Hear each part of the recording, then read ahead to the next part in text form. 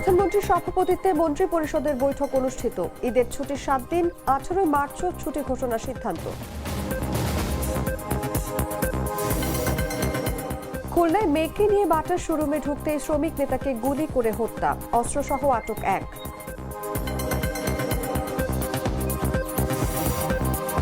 ইসরায়েলে কয়েক দফা ক্ষেপণাস্ত্র ছুড়েছে ইরান। যুক্তরাষ্ট্র ইসরায়েলকে বোকা বানাতে ভুয়া লক্ষ্যবস্তু ব্যবহার তেহরানের।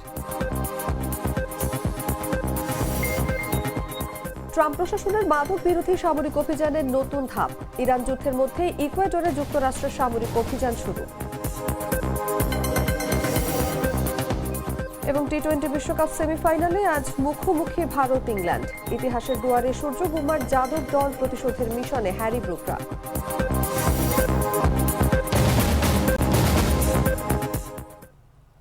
এতক্ষণ শুনছিলেন সংবাদ শিরোনাম। দর্শক, আমন্ত্রণ দুপুর 1টার সংবাদে। সঙ্গে আছে আমি অনুভা বিশ্বাস। সাধারণ খাবার এখন হবে অসাধারণ। প্রাণ স্বাদের মশলা, স্বাদ বাড়ায়, ঘ্রাণ ছড়ায়। চলে যাচ্ছি বিস্তারিত খবরে। ঈদের সময় ঘরমুখো মানুষের যাত্রা নির্বিঘ্ন করতে আগামী 18 মার্চও ছুটি ঘোষণা করেছে সরকার। এতে এবার ঈদ উল ফিতরের 17 থেকে 23 মার্চ পর্যন্ত টানা 7 দিন ছুটি পাবেন সরকারি চাকরিজীবীরা। বৃহস্পতিবার মন্ত্রিসভা বৈঠকে ঈদের আগে 18 মার্চ ছুটি ঘোষণার সিদ্ধান্ত নেওয়া হয়। সচিবালয়ে অনুষ্ঠিত মন্ত্রিসভা বৈঠকে সভাপতিত্ব করেন প্রধানমন্ত্রী তারেক রহমান। বৈঠক শেষে প্রাথমিক ও গণশিক্ষা প্রতিমন্ত্রী ববি হাজ্জাজ সাংবাদিকদের এই বিষয়টি নিশ্চিত করেছেন। চাঁদ দেখা সাপেক্ষে আগামী 20 বা 21শে মার্চ দেশে মুসলিম ধর্মাবলম্বীদের সবচেয়ে বড় ধর্মীয় উৎসব ঈদ উল ফিতর উদযাপন হবে। চলতি বছরের নির্ধারিত ছুটির তালিকা অনুযায়ী 21শে মার্চ ঈদের দিন সাধারণ ছুটি, 19 ও 20 মার্চ এবং 22 ও 23 মার্চ ঈদের আগে ও পরে দুদিন করে মোট 4 দিন নির্বাহী আদেশে ছুটি থাকবে। সেই হিসেবে সরকারি কর্মকর্তা কর্মচারীদের 19 থেকে 23 মার্চ পর্যন্ত টানা 5 দিনের ঈদের ছুটি আগে থেকেই মোটামুটি নিশ্চিত ছিল। তবে ঈদের আগে 17 মার্চ শবে কদরের ছুটি রয়েছে। এরপর ঈদের নির্ধারিত ছুটি শুরু হওয়ার আগে মাঝখানে একদিন অফিস খোলা। তাই 18 মার্চ নির্বাহী আদেশে ছুটির মাধ্যমে টানা 7 দিনের ছুটির ব্যবস্থা করল সরকার। এখন ঈদ উল ফিতরের ছুটি শুরু হবে 17 মার্চ। সরকারি চাকরিজীবীরা ছুটি কাটাবেন 23 মার্চ পর্যন্ত।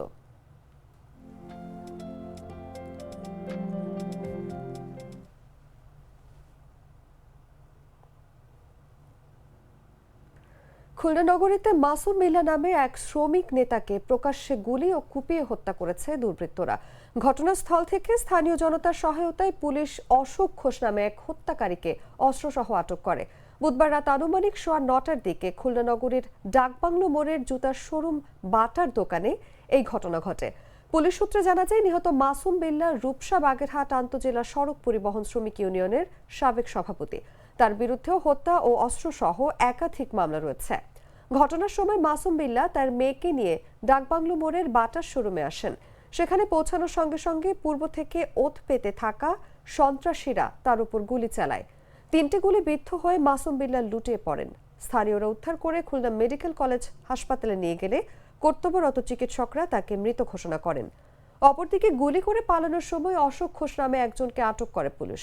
তার কাছ থেকে একটি বিদেশি পিস্তল ও গুলি উদ্ধার করা হয়েছে।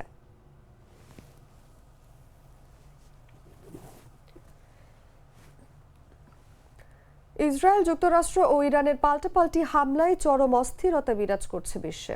উপসাগরীয় 6টি দেশে যুক্তরাষ্ট্রের ঘাঁটি থাকায় সংঘাত ছড়িয়েছে মধ্যপ্রাচ্যেও। নিরাপত্তা, জ্বালানি ও শ্রম বাজারে বাড়ছে অনিশ্চয়তা। সরাসরি প্রভাব পড়েছে এই অঞ্চলে কর্মরত বাংলাদেশি শ্রমিকদের উপর। বহুমুখী সংকটে দেশগুলোতে থাকা লাখ লাখ কর্মী। খোঁজ নিয়ে জানা যায়, এরই মধ্যে যুদ্ধের প্রভাবে দুবাইয়ে একজন ও বাহরাইনে একজন বাংলাদেশি শ্রমিক নিহত হয়েছেন। আহত হয়েছেন আরও অনেকে। এছাড়া বহু বাংলাদেশি কর্মী উপসাগরীয় দেশগুলোতে উড়োজাহাজের টিকিট কেটেও দেশে আসতে পারছেন না। আবার বাংলাদেশের ছুটিতে এসে বিপাকে পড়েছেন বহু কর্মী। বাংলাদেশের প্রবাসী শ্রমিকদের বড় অংশ কাজ করে সৌদি আরব, সংযুক্ত আরব আমিরাত, কাতার, কুয়েত, ওমান ও বাহরাইনে। এই 6টি দেশেই যুক্তরাষ্ট্রের ঘাঁটি রয়েছে। সবশেষ 2025 সালে এই দেশগুলোতে শ্রমিক গেছে 9,19,435 জন। বিএমইটির একটি সূত্র বলছে, এই 6টি দেশে বর্তমানে 60 লাখেরও বেশি শ্রমিক বর্তমানে কাজ করছেন। এদিকে মধ্যপ্রাচ্যে থাকা শ্রমিকরা জানান, বাইরে যারা ক্লিনারের কাজ করেন তারা নিরাপত্তার শঙ্কায় আছেন। এছাড়া হোটেল, রেস্তোরাঁ কিংবা কারখানা ও বাসা বাড়িতে কাজে থাকা কর্মীরা নির্বিঘ্নে কাজ করলেও ছুটি নেই। এদিকে বিদেশে থাকা বহু শ্রমিক দেশে ঈদ উদযাপনের জন্য আগে থেকে বেশি দামে টিকিট কেটে রেখেছেন। যুদ্ধের কারণে তাদের ঈদের আগে দেশে আসা প্রায় অনিশ্চিত। বাছাইকৃত লাল সরিষার দানা থেকে তৈরি হয় প্রাণ সরিষার তেল, আসল ঝাঁঝে আসল স্বাদে।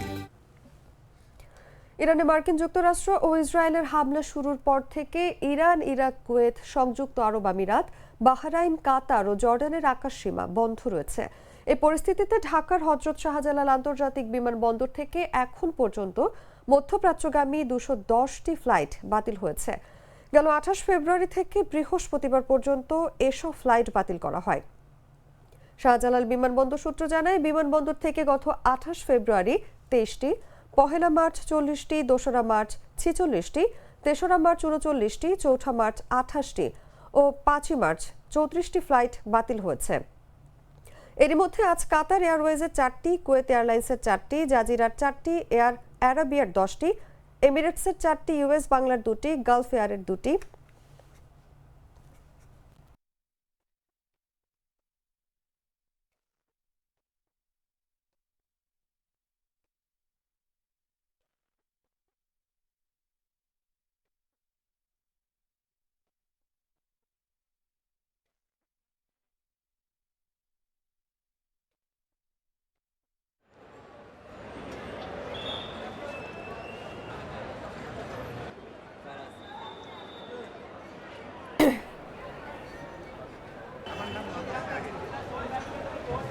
গ্লিটারের টুইন লেমন ও অ্যান্টিব্যাকটেরিয়াল ফর্মুলা বাসনকে চকচকে জীবাণুমুক্ত করে আমাদের দেয় গ্লিটার গ্যারান্টি। জানাবো আন্তর্জাতিক সংবাদ।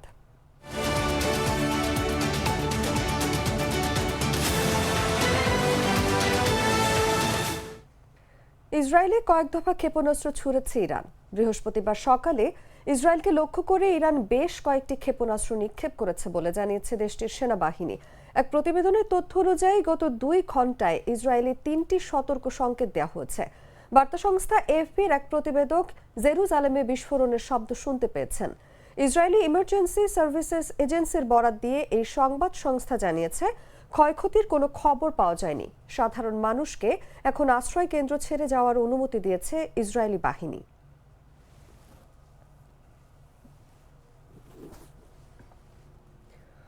লেবানন ভিত্তিক সশস্ত্র গোষ্ঠী হিজবুল্লাহর নেতা নাইম কাশেম বলেছেন, ইরান সমর্থিত এই সংগঠন ইসরায়েলের সঙ্গে যুদ্ধ আরও তীব্র হওয়ার মধ্যেও আত্মসমর্পণ করবে না।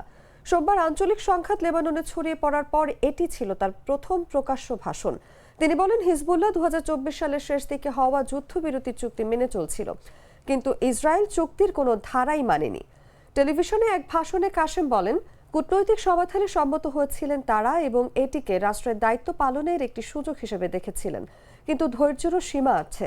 তিনি আরও বলেন, এখন সিদ্ধান্ত তাদের মোকাবিলা করা চরমতম ত্যাগের বিনিময়ে সীমার শেষ প্রান্ত পর্যন্ত এবং আত্মসমর্পণ করবেন না তারা।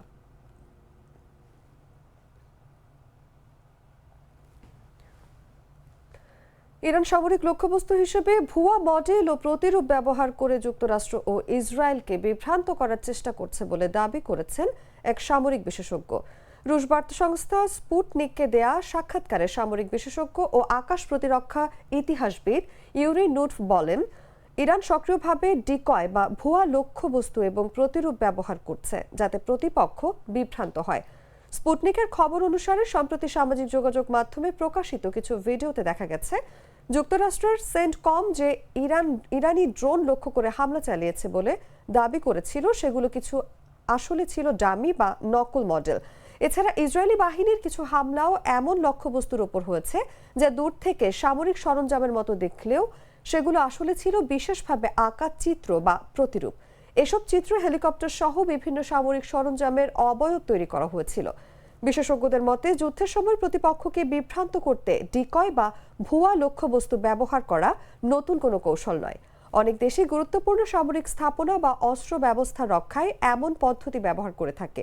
তাদের মতে, এই ধরনের কৌশলের মাধ্যমে শত্রুপক্ষের নজর অন্যদিকে ঘুরিয়ে দেয়া এবং প্রকৃত সামরিক সক্ষমতা গোপন রাখা সম্ভব হয়।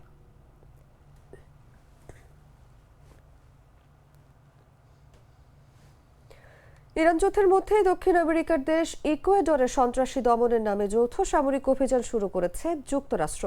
বুধবার মার্কিন সাউদার্ন কমান্ড জানায় ইকুয়েডরের সঙ্গে সমন্বয় করে দেশটিতে সন্ত্রাসী সংগঠন হিসেবে চিহ্নিত গোষ্ঠীগুলোর বিরুদ্ধে অভিযান শুরু হয়েছে। এক বিবৃতিতে মার্কিন সাউদার্ন কমান্ডের প্রধান জেনারেল ফ্রান্সিস ডোনোভান বলেন, ৩রা মার্চ ইকুয়েডর ও যুক্তরাষ্ট্রের সামরিক বাহিনী দেশটিতে চিহ্নিত সন্ত্রাসী সংগঠনগুলোর বিরুদ্ধে অভিযান শুরু করেছে। তিনি বলেন, এই অভিযান লাতিন আমেরিকা ও ক্যারিবীয় অঞ্চলের অংশীদার দেশগুলোর মাদক সন্ত্রাসবাদের বিরুদ্ধে লড়াইয়ের প্রতিশ্রুতির শক্ত উদাহরণ। বিবৃতির সঙ্গে প্রকাশ করা ভিডিওতে সামরিক হেলিকপ্টারের উড্ডয়ন এবং আকাশ থেকে তোলা নজরদারি ছবিও দেখা যায়। মার্কিন সংবাদ মাধ্যমগুলোর খবরে বলা হয়েছে, আপাতত যুক্তরাষ্ট্র সরাসরি লড়াইয়ে অংশ নিচ্ছে না, বরং ইকুয়েডরের সেনাদের লজিস্টিক সহায়তা ও গোয়েন্দা তথ্য দিয়ে সহযোগিতা করছে। ইকুয়েডরে যৌথ অভিযানের ঘোষণাকে ট্রাম্প প্রশাসনের মাদক বিরোধী সামরিক অভিযানের নতুন ধাপ হিসেবে দেখা হচ্ছে।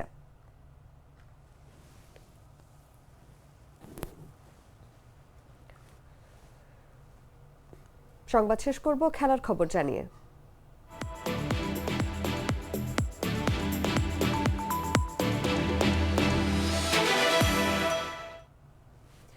টি-20 বিশ্বকাপের সেমিফাইনালে আবারও মুখোমুখি ভারত ও ইংল্যান্ড। টানা তৃতীয় আসরের শেষ চারে এই দুই পরাশক্তির লড়াই, যা কেবল একটি ম্যাচ নয় বরং দুই যুগের শ্রেষ্ঠত্ব নির্ধারণেরও মঞ্চ হতে পারে। ভারত বর্তমান চ্যাম্পিয়ন এবং টুর্নামেন্টের শুরু থেকেই অন্যতম ফেভারিট। ঘরের মাঠে খেলছে তারা, আর মাত্র 2 জয়ে দূরে থেকে ইতিহাসে প্রথম দল হিসেবে তৃতীয়বারের মতো টি-20 বিশ্বকাপ জয়ের স্বপ্ন দেখছে। অন্যদিকে ইংল্যান্ডের অভিযান ছিল আরও টালমাটাল। গ্রুপ পর্বে নেপাল ও ইতালির বিপক্ষে অপ্রত্যাশিত চাপে পড়েছিল তারা, তবুও শেষ পর্যন্ত টানা পঞ্চমবারের মতো সেমিফাইনালে জায়গা করে নিয়েছে ইংল্যান্ড। পরিসংখ্যানে বিশ্বকাপে ভারত ইংল্যান্ড 5 বার মুখোমুখি হয়েছে, ভারত এগিয়ে 3-2 ব্যবধানে। তবে কোনো দলই এখনও টানা 2 বার জেতেনি। সামগ্রিক টি-20 মুখোমুখিতে ভারত 17-12 ব্যবধানে এগিয়ে। বিশেষ করে ঘরের মাঠে শেষ 7 ম্যাচের 6টিতেই জয় তাদের। 2022 সালে অ্যাডিলেডে ইংল্যান্ড 10 উইকেটে জিতে ভারতকে বিদায় করেছিল। 2024-এ গায়ানায় পাল্টা জবাব দেয় ভারত, বড় ব্যবধানে জয় পেয়ে। এবার মুম্বাইয়ে যে দল জিতবে তারা কেবল ফাইনালেই উঠবে না, সম্ভবত এক নতুন যুগের সূচনাও করবে।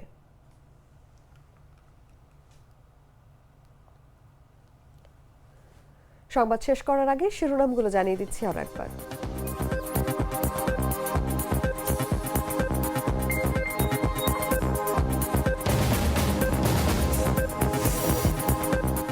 প্রধানমন্ত্রীর সভাপতিত্বে মন্ত্রী পরিষদের বৈঠক অনুষ্ঠিত। ঈদের ছুটির 7 দিন, 18 মার্চও ছুটি ঘোষণার সিদ্ধান্ত। খুলনায় মেয়েকে নিয়ে বাটার শোরুমে ঢুকতে শ্রমিক নেতাকে গুলি করে হত্যা, অস্ত্রসহ আটক 1।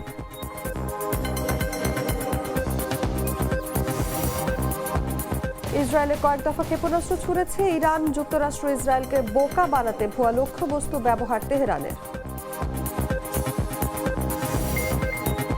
ট্রাম্প প্রশাসনের মাদক বিরোধী সামরিক অভিযানের নতুন ধাপ। ইরান যুদ্ধের মধ্যে ইকুয়েডরে যুক্তরাষ্ট্রের সামরিক অভিযান শুরু।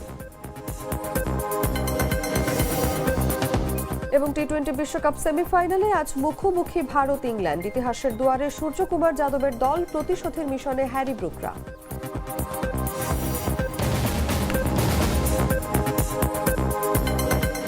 দর্শক, এই ছিল এখনকার মতো। এরপর দেখবেন দুপুর 3টার সংবাদ। প্রতি মুহূর্তে সর্বশেষ খবর জানতে ভিজিট করুন jagonews24.com। ফলো করুন আমাদের ভেরিফাইড ফেসবুক পেজ এবং সাবস্ক্রাইব করুন জাগো নিউজের ইউটিউব চ্যানেল। ধন্যবাদ সবাইকে।